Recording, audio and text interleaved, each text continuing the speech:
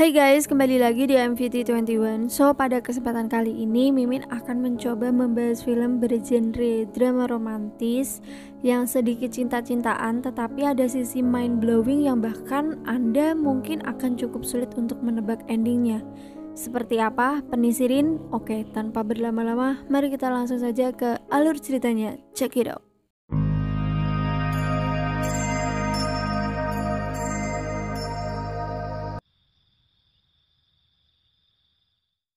Kisah akan diawali dengan memperlihatkan dua insan yang saling mencintai, ada Casey dan Mara. Mereka berdua adalah pasangan kekasih yang tinggal bersama di sebuah rumah sederhana yang cukup jauh dari hingar-bingar perkotaan.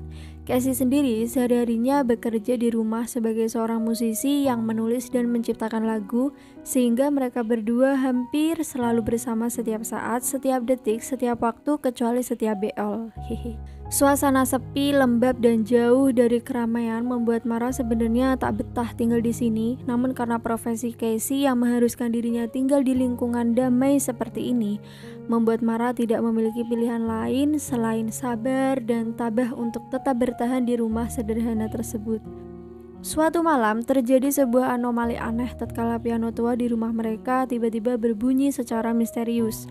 Entah ulah dari Stevie Wonder atau memang kejatuhan cicak, entahlah. Hal itu semakin membuat Mara tidak betah dan ingin segera pindah ke rumah yang baru.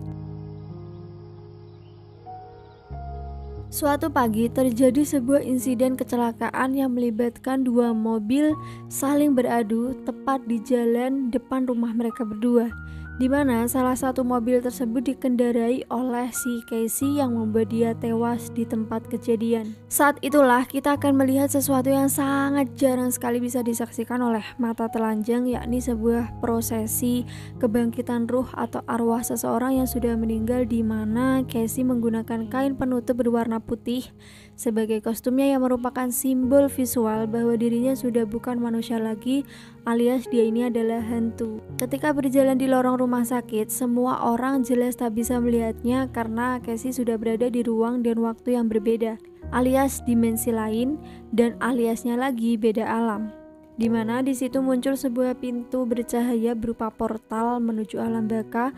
Namun karena Casey masih menyimpan unek-unek atau masih tidak terima dengan fakta bahwa dirinya harus berpisah dengan Mara, maka portal itu pun tertutup secara otomatis dan akan terbuka kembali ketika Casey sudah bisa menerima kenyataan bahwa dunia fana bukan lagi tempat yang cocok untuknya.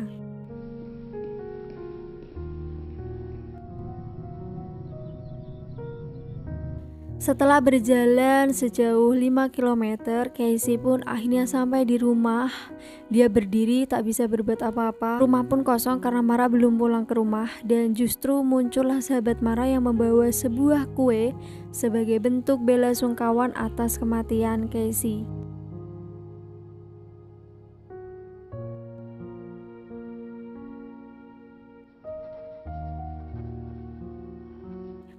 Tak lama kemudian muncullah Mara dengan raut wajah yang datar namun menyimpan sebuah kesedihan yang sangat-sangat mendalam yang jelas tidak bisa dia tutup-tutupi, di mana kesedihan itu Mara lampiaskan dengan makan kue sebanyak mungkin sampai dirinya benar-benar dibuat gumoh karena kekenyangan.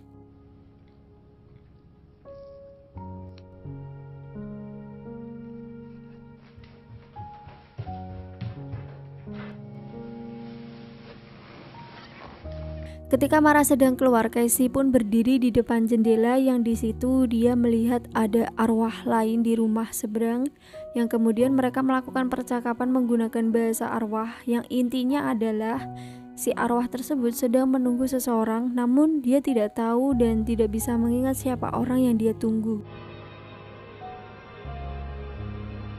Suatu malam, Casey pun terkejut ketika melihat Mara pulang diantar oleh seorang pria asing yang mungkin saja pacar barunya, di mana hal itu jelas membuat hati Casey menjadi sangat bergejolak hingga membuat lampu menjadi berkedip dan membuat buku di rak berjatuhan.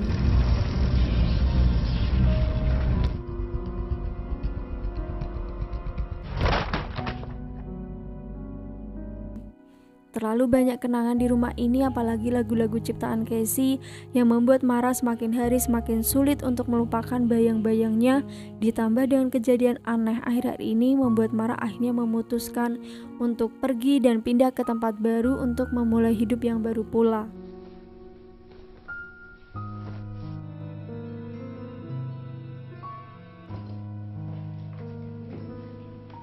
Sebelum pergi, Mara pun menuliskan sesuatu pada secari kertas, kemudian dimasukkanlah kertas tersebut ke dalam sela-sela semacam tembok sempit atau entahlah ini namanya apaan weh. Entah apa isi dari tulisan tersebut, tetapi Mara langsung bergegas menutup dan mengecatnya, yang hal itu menjadi sebuah kepenasaran tersendiri bagi Casey yang melihatnya. Apaan tuh?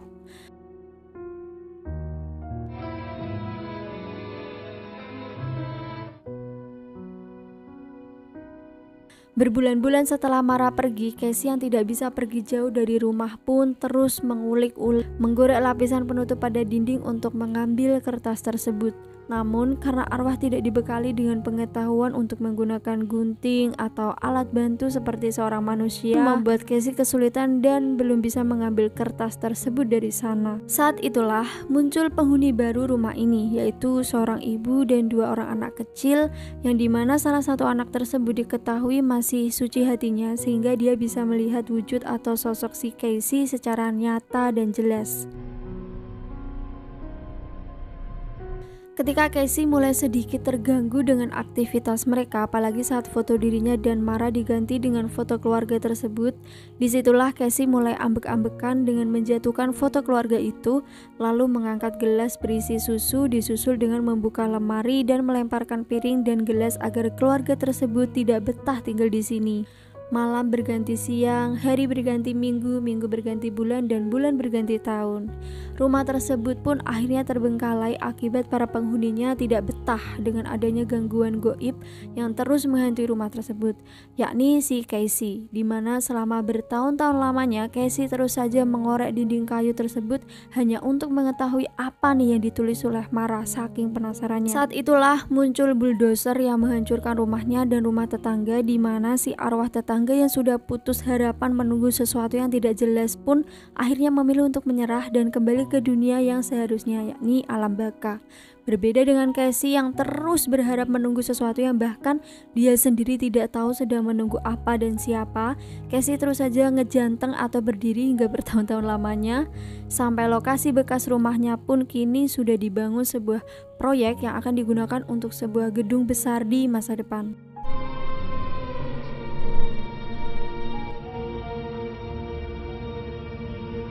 Dan disinilah Casey sekarang di masa depan yang entah tahun berapa ini, tapi jika dilihat dari lampu dan hologram gedungnya, jelas Casey berada di masa depan yang sangat jauh dari masa kita sekarang, sehingga ketika arwah dan hal-hal gaib sudah tidak ada harga dirinya bagi orang-orang di sana, Casey pun memilih untuk menjatuhkan dirinya dari atas gedung dan ingat, Casey adalah arwah yang tidak terbatas oleh ruang dan waktu, sehingga tanpa sadar dia telah kembali ke masa lalu, mungkin sekitar abad ke-19, tepat di lokasi yang sama jauh sebelum rumahnya dibangun berpuluh-puluh tahun. Menunggu dan menyaksikan berbagai pemandangan manusia yang saling membunuh satu sama lain, akhirnya Casey sampai di waktu tepat saat dirinya dan Mara baru pindah ke rumah ini. Di mana momen ini sangat-sangat mind-blowing, bercampur haru tatkala Anda akan melihat diri Anda sendiri namun dari waktu dan perspektif yang berbeda.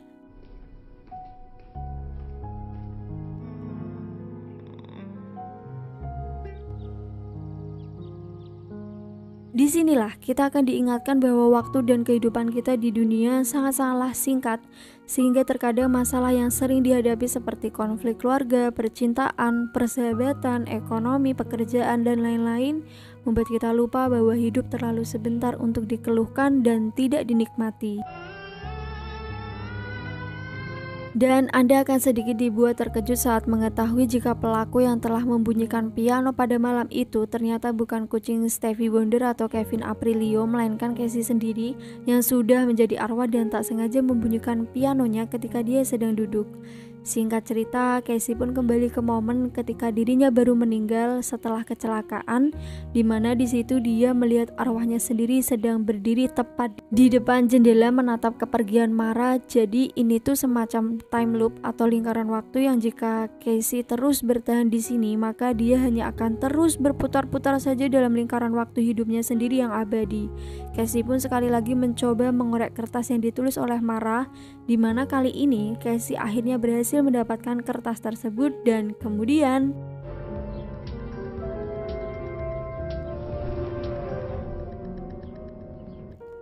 entah apa isi dari kertas tersebut tak pernah dijelaskan sama sekali dalam filmnya sendiri, tetapi hal tersebut telah membuat Casey tidak lagi menjadi arwah penasaran, sehingga isi dari catatan tersebut membuat Casey akhirnya bisa dengan damai kembali ke alam yang seharusnya dia berada.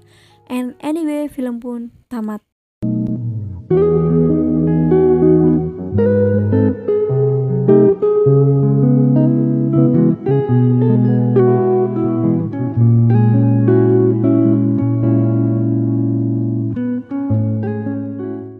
Pesan yang bisa kita ambil dari film ini adalah satu-satunya hal yang menjadi milik kita sepenuhnya adalah waktu. Bahkan seseorang yang tidak memiliki apapun pasti memiliki waktu.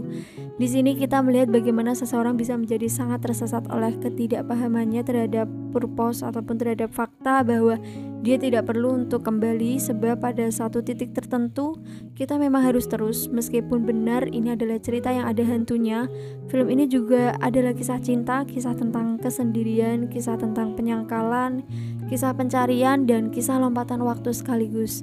Terima kasih sudah menonton video ini. As always, jangan lupa like, comment, subscribe, dan sampai jumpa di video menarik selanjutnya. Bye bye.